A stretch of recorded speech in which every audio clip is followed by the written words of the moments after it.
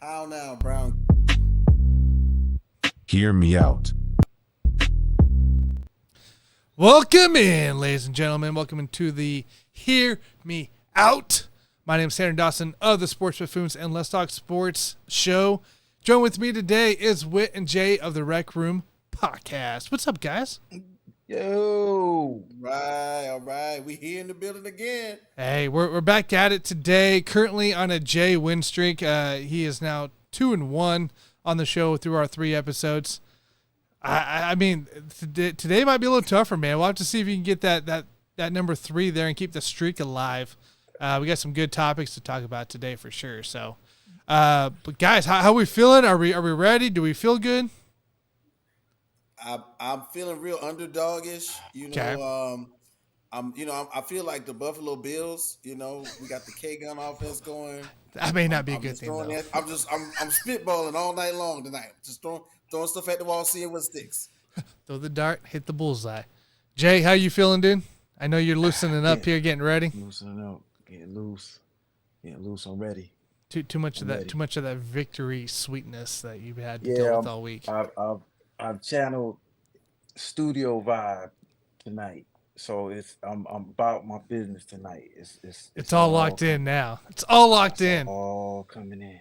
All right. For our audience, for you guys who don't know how this works here, hear me out. I will be producing points for the guys, and I'll be kind of judging them on their answers as we go about it.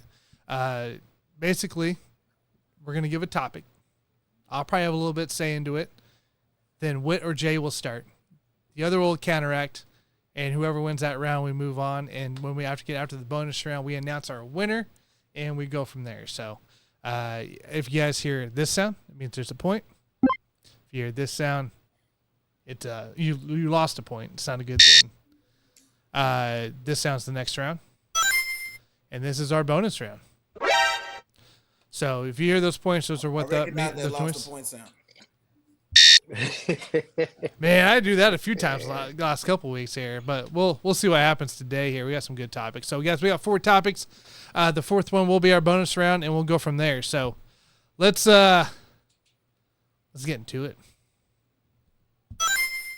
All right, let's talk about it here. The first topic here, the NCAA is going wild. It's going wild right now. Big Ten is adding in schools. The Pac-12 is dismantling. I don't even know where some of these guys are going. Big 12 is adding teams since our new commish that we had 2 years ago. Got rid of Oklahoma and Texas, essentially said, hey, you can get out early since you want to be out. But they ended up adding a bunch of schools, Cincinnati, UCF, BYU, now Utah, now Arizona, Arizona State. The SEC got Oklahoma and Texas, right? They're not really doing too much on that side of things, but you know something's coming. We don't know what the ACC is doing. We don't know what the Pac-12 is doing. But it's interesting to see where we're leading up to in the NCAA world currently. So what I need to know from you guys here, the question is, what is the best way for the NCAA to handle the conference realignments? And I'm very curious on your answers because we still got Notre Dame out there whose deal expires in 2 years. TV expires with the Big Ten, and that could be the golden child of everything else going to play. So let me hear it. Jay, since you are the winner, we're going to let Whit start, and we'll go from there. Go ahead, Whit.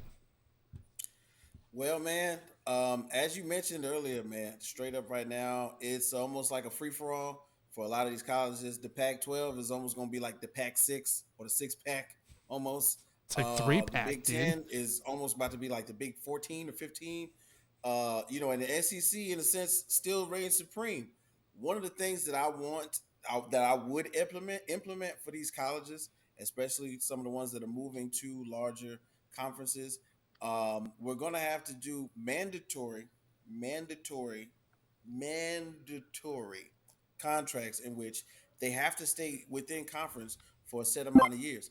I think that a lot of times, what happens is the parity within schools, especially when you take in account, now the big idea is the transfer portal, okay, and NIL. So kids are going to want to go where the money are, where the money's at, and where the conferences are being broadcasted. Like as we heard, what I'm saying, the Pac-12 is trying to renegotiate their deal.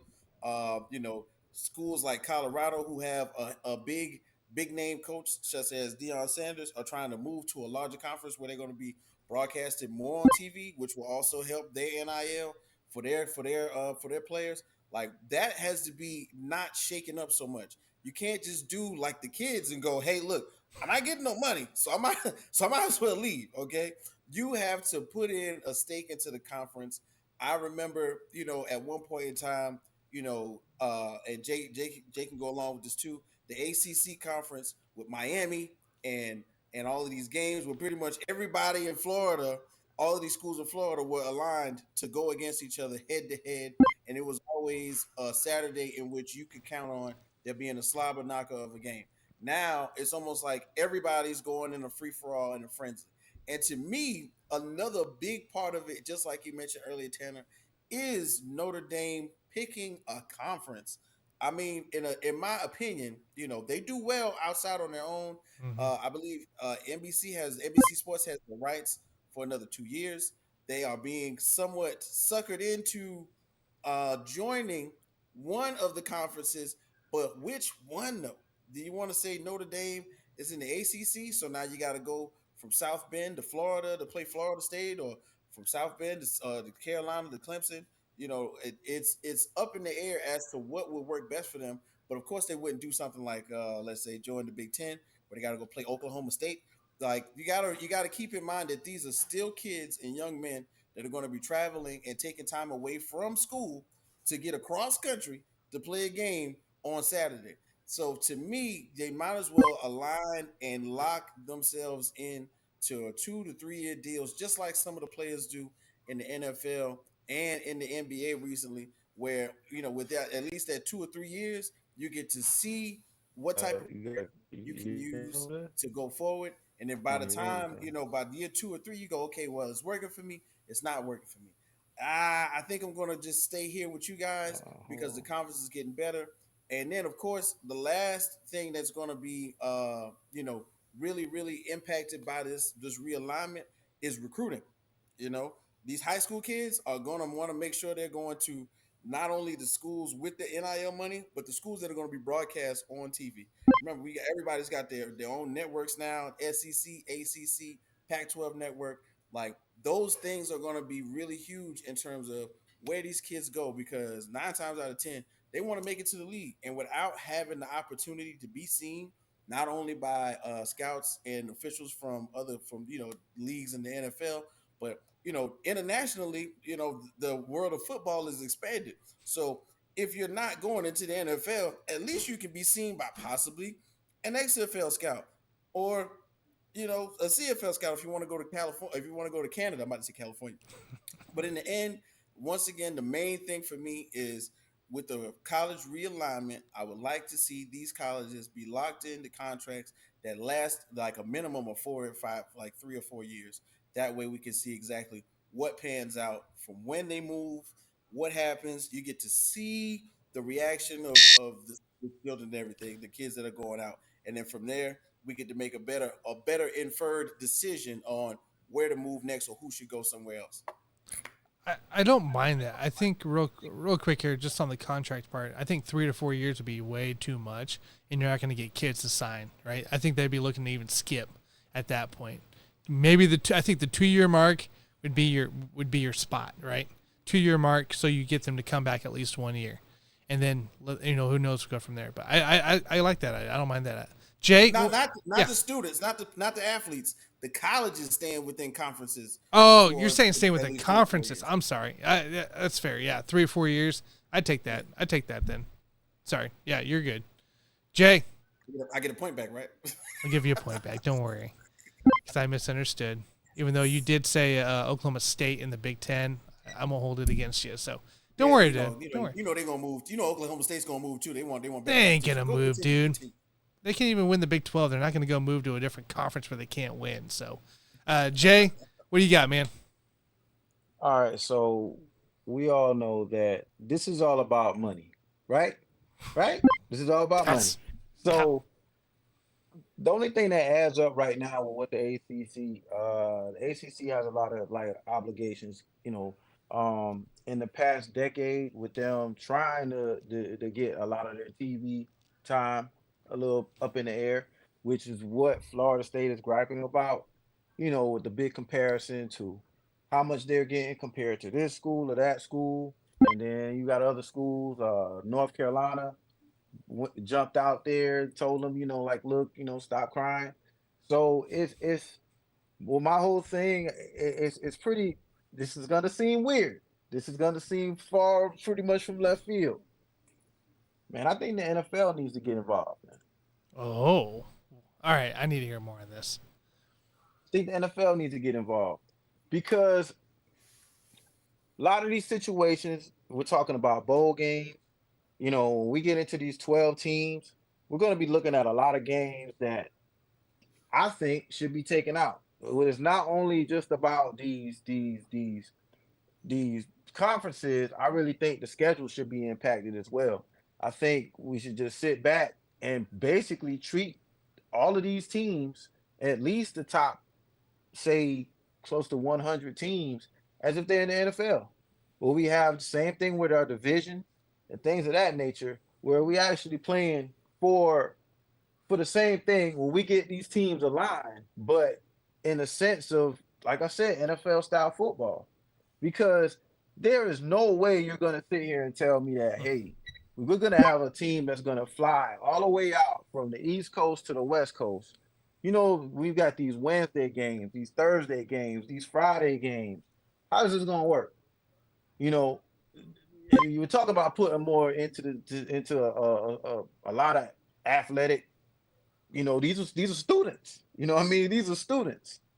So when you're talking about a team on the West Coast and a team on the East Coast in the same conference, to me, everything that you're saying has a lot of you making a lot of points. I'm like, wow, that sounds great. But when it comes to this right here, what makes more sense? Are they going to put more into education because they're going to have to when you got kids traveling on that type of travel schedule? So I'm curious to see what takes place with the ACC. That's my whole thing with the ACC. I'm a homer. I want Miami and possibly Florida State to go into the SEC. I want some other schools out the ACC. I I picked four. Can you imagine North Carolina? Not North Carolina. Excuse me. Georgia Tech, Florida State, Miami, and possibly one of the schools in North Carolina to go to the SEC. Can you imagine what that would be as far as this is concerned? And Rivalries. Yep. it's about these rivalries, and I think there's nothing wrong with all these new conferences and how they're going to align and what the Mountain West Conference and the All Americans are going to do as far as they're going to call it the Pac 16 and all of this stuff. I understand that. It's to the point right now. I feel like it's like a court case. Like I can't speak on who's gonna go where or who's gonna be where. But my whole thing is when there's money involved, I really feel that a lot of these teams need to sit back and go independent, just like Notre Dame has been doing and other schools, and just say, hey, let's just craft these schedules to align with this, and then we'll go from there. That's all I got. I think we can get away from the. I don't think the NFL needs to step in because I don't think it's hurting their game yet. Right? I think it could, but it's not there yet. So they're not. I don't think they need to get involved yet. But there needs to be some kind of bigger power in the NCAA because you are right on the travel schedule. You are going from the west to east. You are going possibly 2, 3, 4 more hours in a direction that you would normally be already there at via bus. Right? Some of these smaller schools. It's time for these colleges to put out and get and use their money. They have to use their money for these athletics. Right. Right. Yeah, I what? want to throw something in there. This is for no points at all. No, I you're just want fine. to say it. So like Notre Dame is like the sexy girl that we know is homeschooled. Okay, you gotta catch her, but you don't know where, you don't know how, but you know she fine. I know she fine, but she does not come out of the house. You don't see her at football games, but when you do see her, everybody pays attention to her. And I'm in somewhat of agreement with Jay about some of the schools moving, Mm-hmm. but whenever if Notre Dame is really specific about them and being in independent schools. Very many could do it, but I don't think very many would have the same clout like that. So I think if they went somewhere, man, that would make the whole landscape change dramatically. And I just think if the NFL, if the NBA can pull off the G League, I think the Shield can do something similar. Not a whole nother league, but I mean, just as far as actually helping with alignment, helping with some of these bowl games, possibly taking. Can you imagine where you go into these crazy schedules, where you have these custom schedules, but instead of having your conference championships, actually just start the bowl games from there. Just start bowl games, and then start your actual tournament. You know what I'm saying? Like this It's is it's gonna go crazy from the get. Either way we look at it, and we this just is like expanded the college playoffs. So what do they got to this do? is They got to do something now again on top of that. So right. It's gonna be man, weird. It's it's gonna be that's nuts. crazy. Hey, lots more probably to come of this situation here, across all my networks here. So like, I can't wait to talk a little bit This more is NCAA, especially as we really start seeing the future come together. So hey, that was a fun wow. one. That was a fun topic for sure. Next up, all right, we're NBA, season's coming up here, right? But there's still some big names out there looking to be traded. One guy's ready to put on his fat suit. The other guy just wants to go play ball. By now, especially with Jimmy Butler and with the same attitude. Look, this is insane here. I don't have much to it because there's still rumors flying around. We probably won't see anything. We'll probably see one guy go before the other. But I think we're going to see trade deadline is what it's going to be. It's going to come in December. It's going to come into January. And this is when we see the moves finally be made. And it might be a repeat of a Rocket situation to the Nets, Oh right? It no. might be, it won't be the same thing up in Portland. So what I want to know here, who's going to have a harder time moving away from their superstar? Portland or Philadelphia? And when I mean Philadelphia superstar, it's going to be Harden out here, right? He's still top level when he plays. We saw it this playoff. We saw it this season when Embiid was out. But we also saw the other Harden too. And I swear, he's looking at his closet right now, getting ready like, oh, I'm going somewhere. You just got to trade me sometime. So we started with you, Jay. Let's get it rolling. All right. Well, we're gonna start from the most important thing about this whole process of trying to trade James Harden is what strip club possibly, you know, they have in That's the not a lot. city this, that he can go to. So if you're saying, somewhere in LA, if they're talking about the Clippers, they're like, it's pretty nice out there. It's pretty nice out there. You're gonna have to keep him entertained. Um, but when it comes to as far just a team aspect, trying to trade him, and let's start from just keeping Embiid happy, the MVP. You got to keep him happy. In Portland, you don't necessarily have to keep anybody happy. Um, I'm not gonna say we're trying to keep Dame, but they have to keep an MVP happy. And not only do they have to keep an MVP happy, they got a lot of expiring contracts, at least on upcoming. Tobias Harris is not getting any younger. Not saying that he's past anything. You got to take. They're in a win now situation. Portland is not necessarily when you if they do get rid of Dame, if he does go to Miami, it's not a win now situation.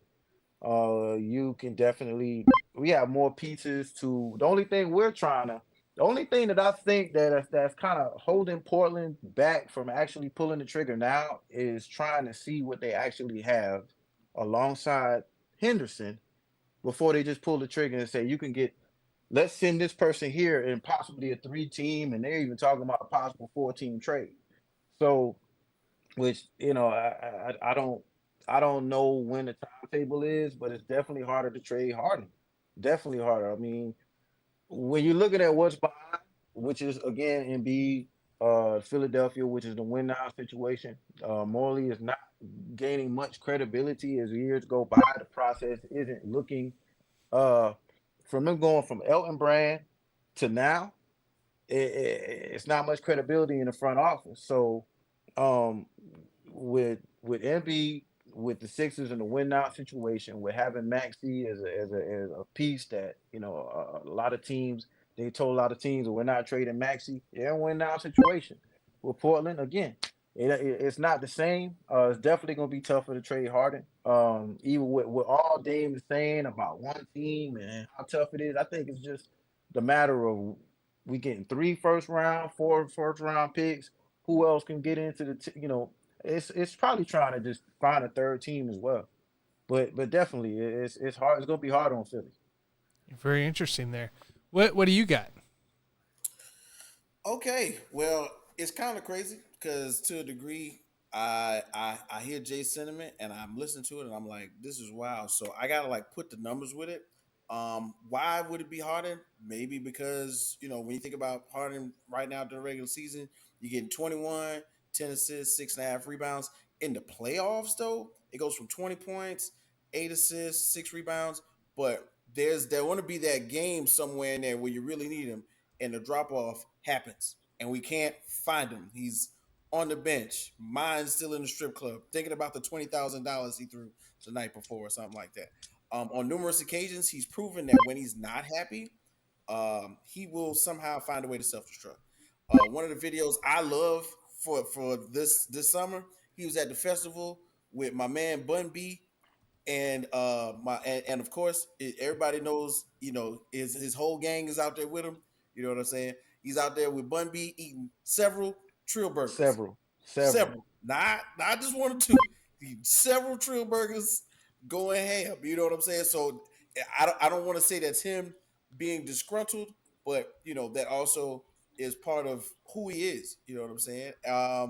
Several times saying when said with the Rockets, he threw weight out there. He came to training camp overweight.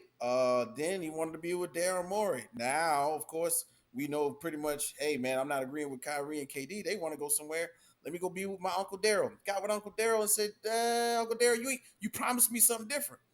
Now I'm not getting what you said. I gotta go. So it's kind of tough to move not just the contract, but the attitude that goes along with the contract. It's almost like one of those Dennis Rodman situations. Dennis Rodman was putting up double doubles in Detroit, defensive player of the year, but nobody wanted him except for the San Antonio Spurs because at that time they knew somebody needed to have Tim Duncan's back with David Robinson leaving, and then they threw him in there and was like, that's just two. This is two different kinds of people. David Robinson's going out the door. Tim Duncan's here. Rodman's there. Rodman is all the way left. We think that James Harden's left. Dennis Rodman was all the way left. I don't know if y'all saw that video. He took his hat off and was like, "Let's get silent." Okay, Tim Duncan is not nowhere near that type of character. But in a sense, once again, let's flip the coin. We're going to talk about Dame. Dame's been loyal. Dame's been holding it down. Dame has been solid with Portland the whole time. He's out here, averaging 20 and some change, 6 assists, 4.5 rebounds. I mean, it's almost like you're getting the same player, but he's kind of handcuffed to his words because on July the 1st this year, he said, I want to get traded to Miami. And that's it. His agent pretty much put it out there that he wants to get traded to Miami. If he goes anywhere else, he's going to be unhappy. And then on June 22nd, what happened? Portland goes and drafts Scoot. I mean, it's kind of like the hands of time are changing. It's almost like, look here, man, you said you want to go, so we're going to find your replacement or we're going to find someone that you could be paired with. We are unsure of what exactly is going to happen, but in my opinion, I know it's going to be hard to move Harden, but it's almost going to be just as hard to move Dame just because of the words that they put out there for him already. And of course, Miami's a great destination. Miami's got good strip clubs too. Yeah. but Dame's a family man. Dame want to know where the studio at. Okay, you got to get that new Dame Dollar mixtape. All right, and you know who else is in Miami? The biggest boss. All right, that's who's in Miami. So I can't wait to see that when it finally happens, man. That's my answer. I like it. I think you can get Harden gone before Lillard, just because it's going to take so many different avenues to get to the Lillard trade to happen. versus Harden, you could probably make it work in some kind of trade there with the Clippers. I think the 76ers would make it work, especially once the season starts. So it's an interesting offseason situation that I'm really looking forward to, actually, especially as we go through that NBA tournament or whatever the heck it is, beginning the season. So that's gonna be interesting. Yeah, that will be.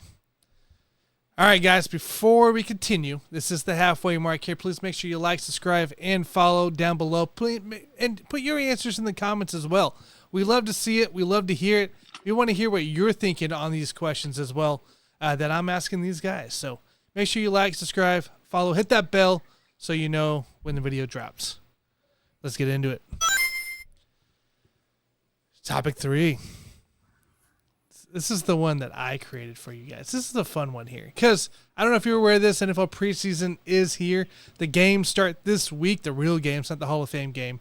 And there's a lot of expectations out there for teams, right? Carolina's supposed to be better. Atlanta's went out and got guys.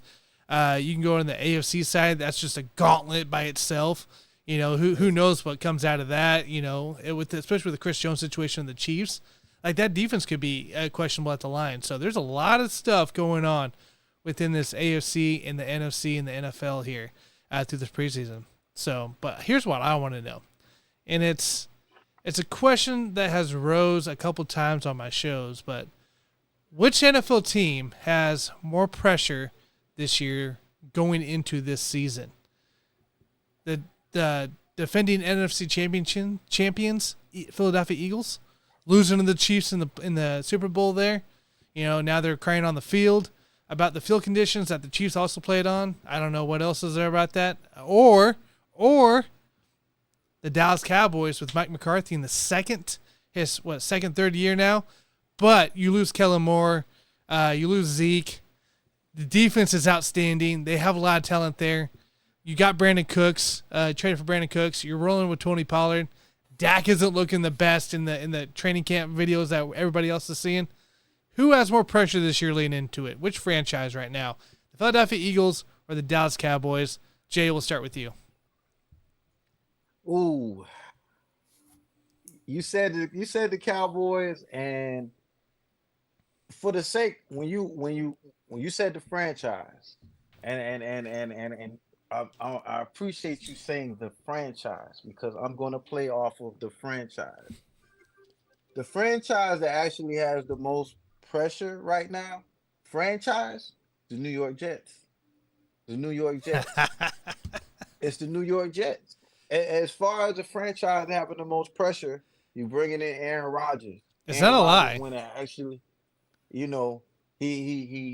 brought in, his own. Like Bill Parcells said, as far as getting your own groceries, you actually let a player say, hey, we got to go to Walmart. We got to go to Walmart. We got to go to Sam's. You know what I'm saying? We got to go to Sam's. I got to go get me a receiver. I got 2. You know what I mean? With 2 receivers, put out a whole shopping list. You know what I mean?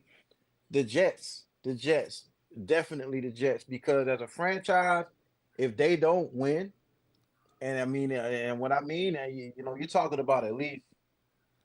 Now you Jay, I'm leading into the Cowboys or Eagles situation here more than another franchise, but I understand what you're saying because it's not a wrong answer. So I'm gonna go with. If I'm picking one of the two, definitely I would say the Cowboys. With Mike McCarthy and what he brought to what his baggage that he actually brought in, because it's kind of like when the whole play calling situation. I'm laughing at it. It's the most hilarious thing in the whole situation is the play calling thing. Why? What was the situation between Aaron Rodgers and Mike McCarthy? The play. Mike McCarthy went out there and said, hey, I'm going to call the plays from now on. It's my show, not Aaron's show. Remember that? I remember that. That's what got him kicked out of town. So guess what? Now he's in Dallas talking about, I'm calling the plays now. Great, go ahead. I remember asking a question, and I got T-Sweat over here. I got Trevor over here with me. I remember asking a question a long time ago as far as I put it out there saying Dak Prescott will lead the season and the NFL in interceptions, and Ooh, ooh, ooh. thought thought it was gonna be crazy to be sound like for me to say that at the time. But when you look at they put it out there, they say he leaves the league and throwing in a tight window. So I don't know. You definitely would say the Cowboys. I'm sorry I went off on a tangent on the You're Jets, okay. but the Cowboys. I got a lot in store for the Cowboys, but it's basically being set up. That's why I laughed at them getting McCarthy in the first place, and then they're going through this McCarthy process with the play calling, just like that. And we'll see how it works out. But definitely the Cowboys, as far as pressure is concerned on the franchise. If looking at the teams that you mentioned, but of course I'm thinking Oh, all the way around and betting the farm and the whole nine with Aaron Rodgers as well. And there's there's no bigger pressure than the Jets and Dolphins right now. So that's for sure right there. Wit, who Cowboys or Eagles? Who has the most pressure going in this season? All right, man. So I, in a sense, have 220, well, excuse me, 255 million reasons to think that the Philadelphia Eagles are under the microscope, under the gun, in the oven, the frying pan. I don't care what you want to call it, but they're definitely getting looked at this season. Let me tell you something, right? One of the things I like about the Philadelphia Eagles, even though they're on the other side of the state from my favorite Pittsburgh Steelers, is that the quarterback has been through it all. Okay, he played, he started, he didn't start, he got cut, he transferred, he got drafted, he wasn't supposed to play, he's not that good, he's kind of good, and then he got in there and then he showed his behind and said, "Look, man, y'all thought it was a game, but no, I train, I do it, I'm worth it, pay me." And they paid him. You know what I'm saying? They Yes, paid him handsomely up until the point where, Lamar got his, and they're Joe Burrow's gonna get one even with Herbert. his hurt calf, so it to me seems like, they made it to the mountaintop. I can only imagine, you know, climbing Mount Everest and then you realize, man, I forgot my ice pick. I can't get to the precipice. You know what I'm saying? I can't reach the top. Like I can only imagine how frustrating that must be for a team.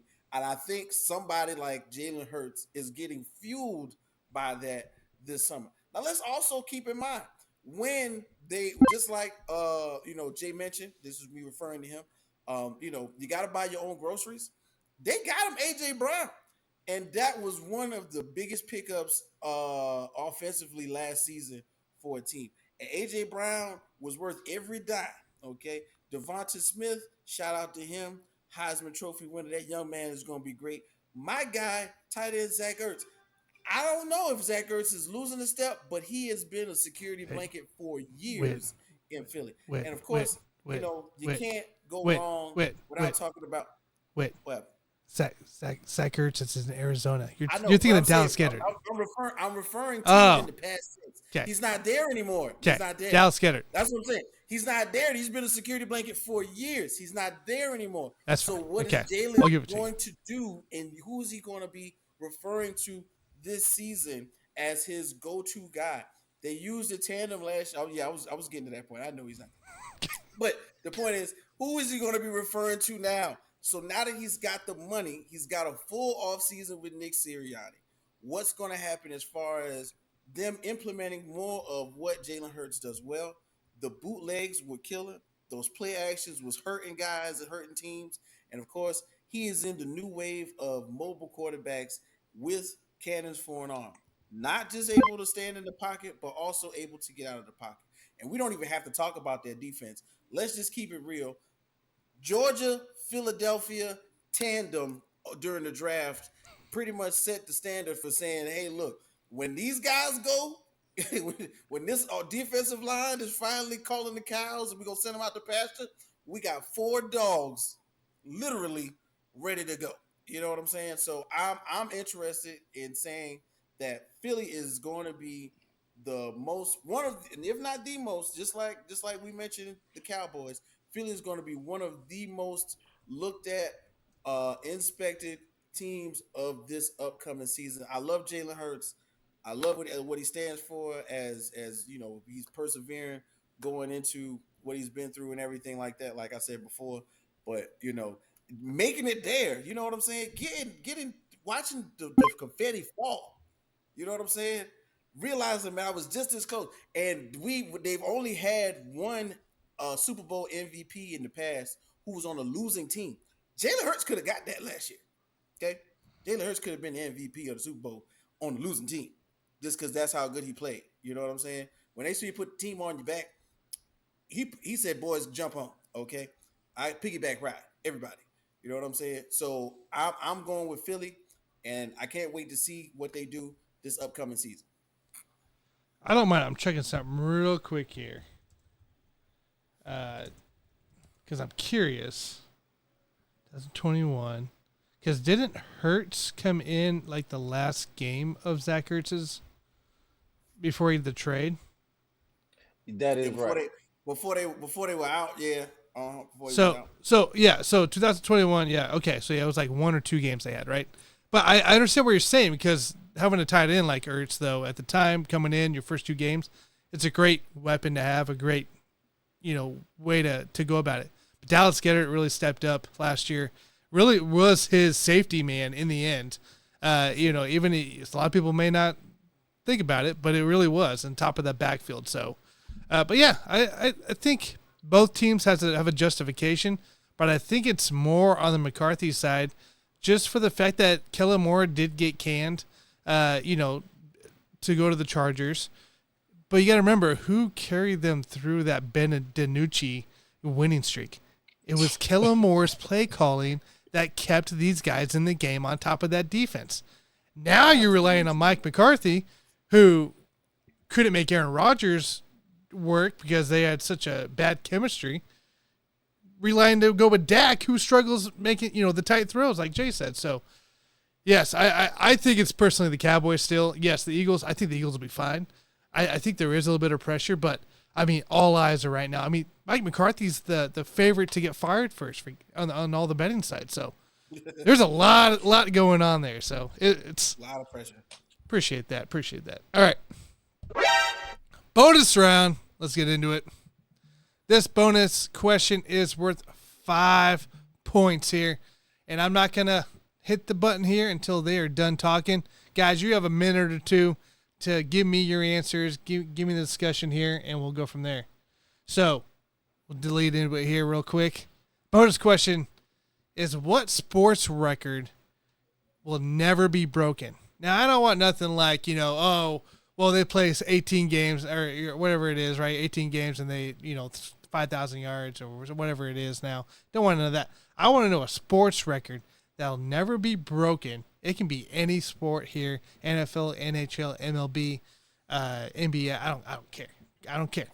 I want to know your best sports record. Whit, I'm gonna let you go first. Oh man, the crazy thing is there are so many to choose from. So many. Like Peyton Manning, right? Peyton Manning's got like 55 touchdowns.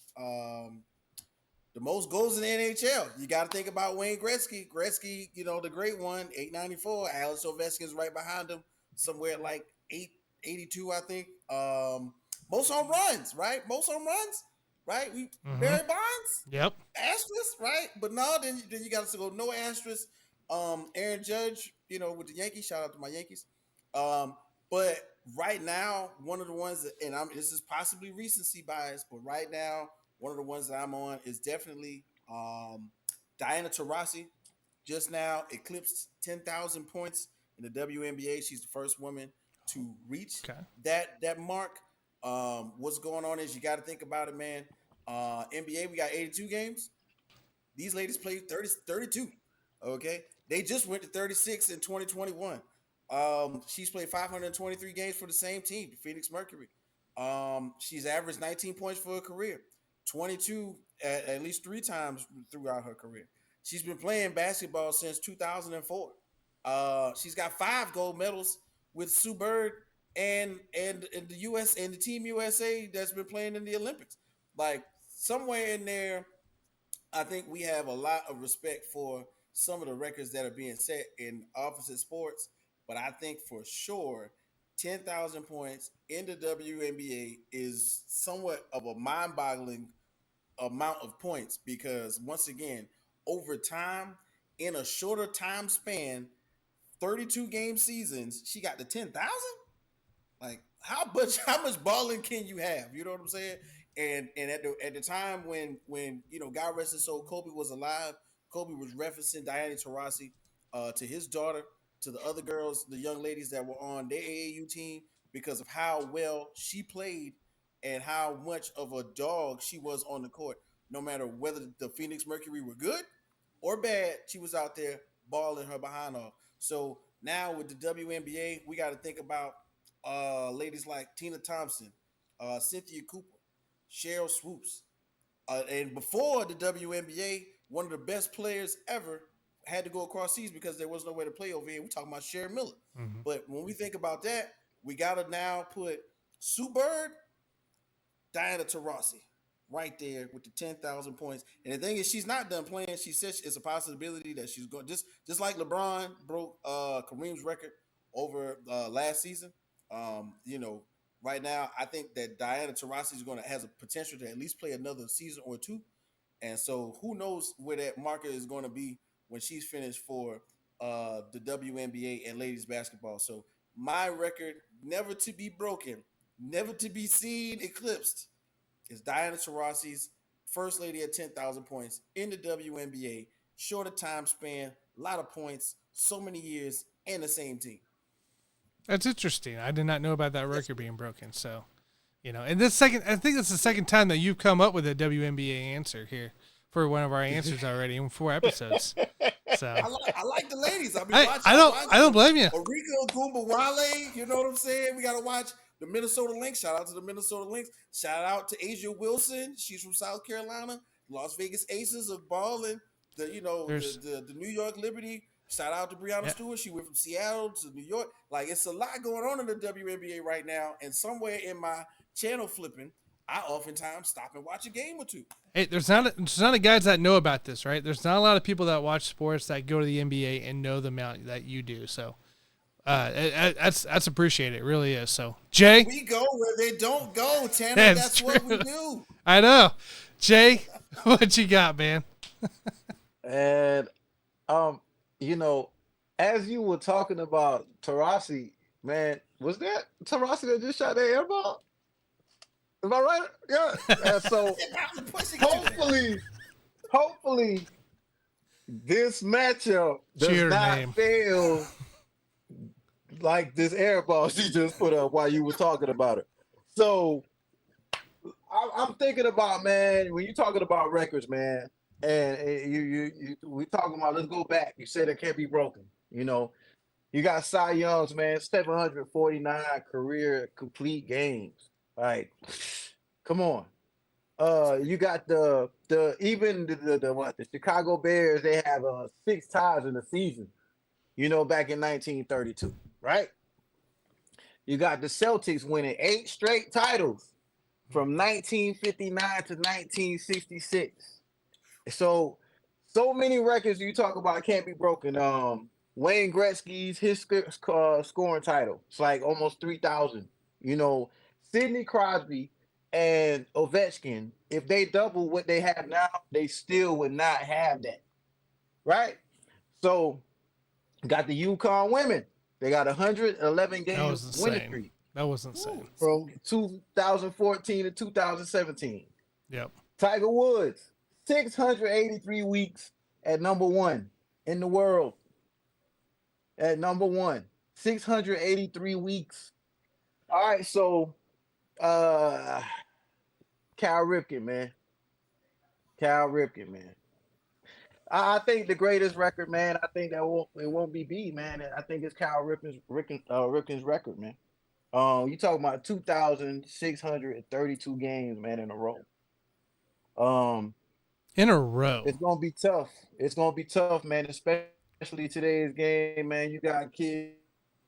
You got going on slides, on free plays, on you start a game, you made it, but that could cause you from missing the next game. man, there's so much going on in these days, man. These freak athletes, so things just happen. With all they put themselves through. I still it has to be Cal after all the records that I just mentioned. Cal Ripken's record, man. A lot of those records probably won't be beat for a long time, if at all. But Cal Ripken's record, man, and holding it down on the in the hot corner, man. Basically, a shortstop. Every he played for his career, just for the feet. I think we're losing Jay a little bit. Losing Jay to a bad connection, but I understand where he's going with it here. I'm looking here. Oh, I think he's back. I'm here. Okay, you're there. Okay, yeah, we here. lost you towards the yeah. end there. It was but Cal Ripken's record for sure. It's that's gonna be a hard one, man. And I was thinking about another one also. Richie Petty had 27 wins in the season. Like, so many crazy records, man. But Cal Ripken's, I guess, because I actually watched him when the day he beat it. Then when he actually beat it, he played 500 games. I think it was like 2,130 games that he actually beat it at, and then he played 500 from there, like 502 games. So that's gonna be a tough one to beat, man. It's crazy. It's crazy to think about some of these baseball records and stats too, because of the game. It's changed so much. It's on the money side.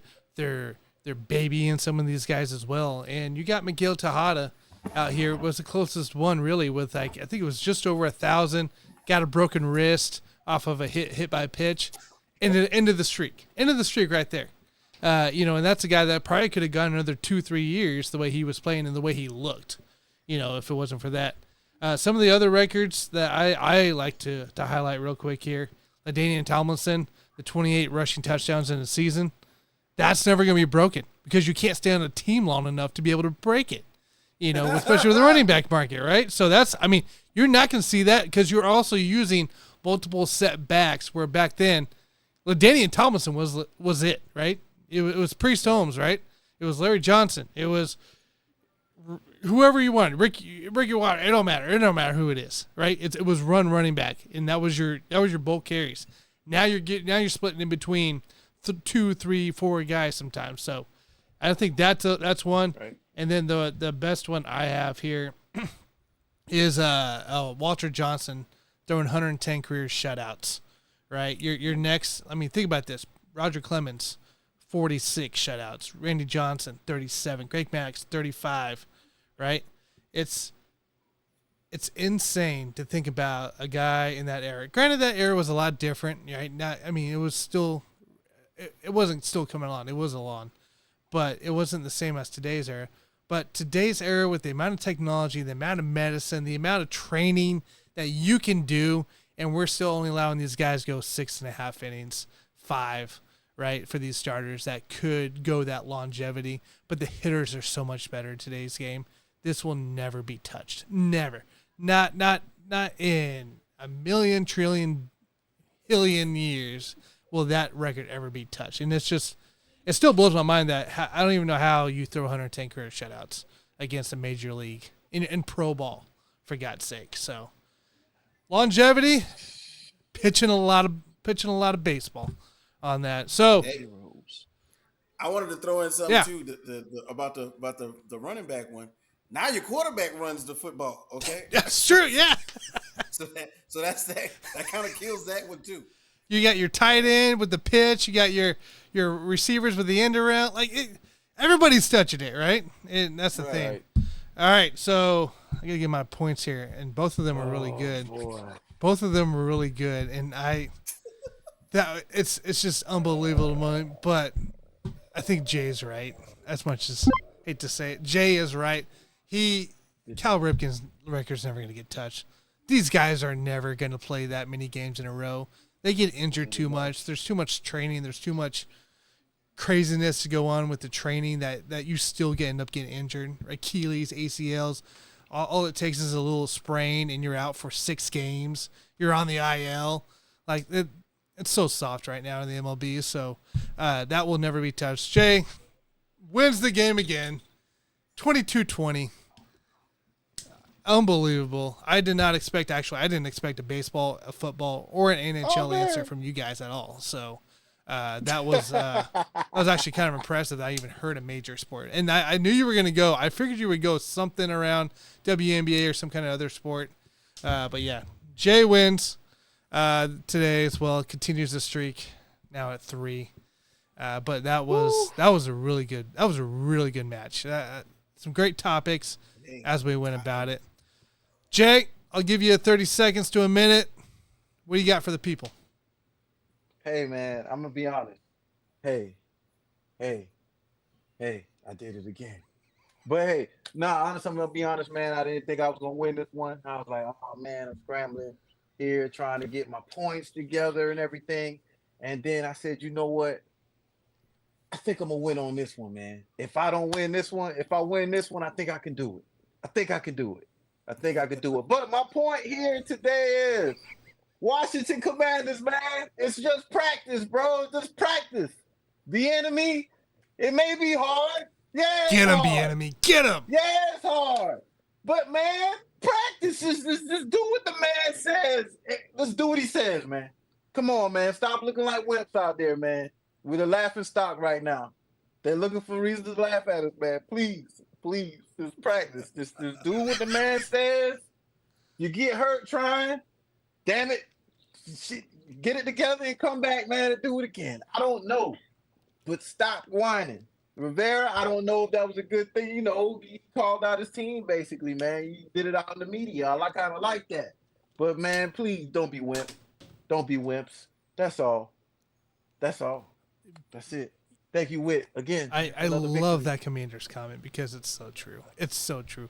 Listen to the guy that just left a Super Bowl team for the last 4 years. Like, come on now. Let's be real. I was just about to say that. What are we doing? Doesn't he have experience in winning? Didn't he just come from Andy Reid, where they went to the AFC title game 5 years in a row, and they went to the 3 Super Bowls and won 2 of them? Nah, we're not. It's too hard. I don't want to do that. I don't know what he's doing. Get out of here, dude. Get out of here. Wait, do you have any final says right now? Talking about the Lions. Could be the Raiders, for God's sake. What you got any final says? Anything to promote or anything like that? Jay, wait. You guys got anything? Man, Rec Room. The Rec Room, man. We'll be coming back soon, man. We're gonna wait till the football season, man. We're gonna crank it up during the football season. We're gonna be just, doing what we do in here, everywhere, going where you don't go. The Rec Room, man. But Whit, anything you want to say, man, about the Rec Room, man? Hey, man, look, I've been telling everybody every episode of LTS, with Bakins that we could get on, man. We've been in a nice little cocoon, we forming wings and antennae and stuff like that, and we coming out, and we're coming with a bang this season. It's been great getting to do this in the off season, kind of sort of, to keep our tools sharp. Iron sharpens iron, and I think we're gonna do one more of these, and then we're gonna figure out a way to start including other people, so me and Jay could watch them scramble for answers. I think that'd be great. So then we'll have 2 shows, Hit Me Out and the Rec Room Sports Talk Show, featuring Tanner, No Sleep Tanner. That's what we're gonna call it from now on. All right, nonstop. So, shouts out to everybody. Don't forget to like, share, and subscribe. Put your answers in the comment section, people. We want to know what you think and especially the record question. We want to know what y'all think. What record is not going to be touched, in the next few years? Because trust me, Jay said baseball. I said women's basketball. Michael Phelps, 100-meter, whatever one just got broke by like a French guy. There's some other ones, but holla at us. Roger Federer, you know what I'm saying? We're talking about I love that Tiger Woods stat as well. It's some tennis ones out there. Like, which ones do you think cannot be broken? That's the one we want to hear from you for right here on Hear Me Out. That's right. I can't wait for the Rec Room sports podcast to come back there for sure. Guys, you can catch me at the Sports Buffoons. You can catch me at Let's Talk Sports Network. I'm around. I'm here on the screen a lot, so You'll find me. You'll see me.